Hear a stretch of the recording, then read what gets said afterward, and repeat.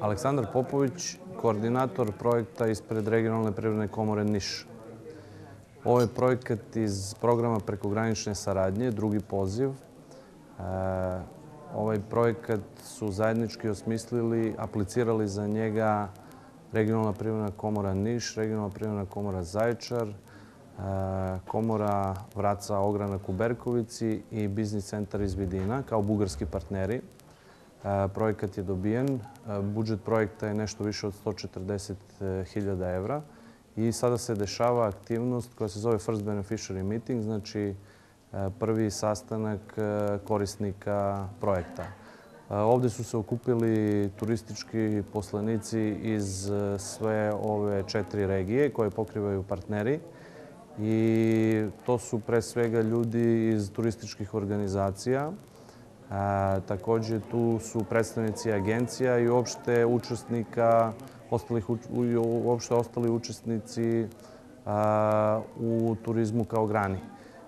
Oni će ovdje da analiziraju prikupljene podatke što se tiče turističkih resursa ovih regija i da pokušaju da zajednički dođu do predloga turističkih proizvoda koji bi bili atraktivni za tržište.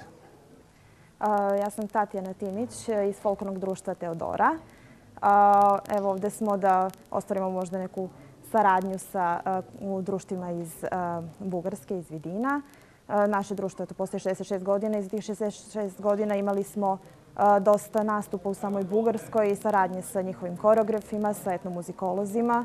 Nastupali smo u njihovim gradovima i u Sofiji, i u Dobromanu i eto, možda se nadamo sada da ostvarimo neku novu saradnju sa.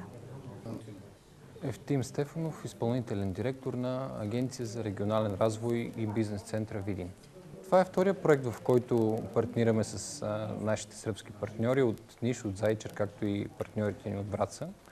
И сме изключително доволни, тъй като имаме възможност заедно с тях в рамките на този проект да разработим маршрути за културен туризъм, да подпомогнем трансграничния туризъм в нашите две страни, който определено има голям потенциал за развитие, тъй като особено в региона на Видин и Зайчар, където съм по-запознат, българите предпочитат сръбските ресторанти, защото там може да се пуши, защото има жива музика и е изключително, една изключителна атмосфера се създава в тези кафани. Пък в същото време много сърби идват в България, посещават Видин, посещават Белоградчик и всичко това показва, че има възможности за сътрудничество и ние в рамките на този проект трябва да ги канализираме и да създадем условията да се развива туризма в нашия регион.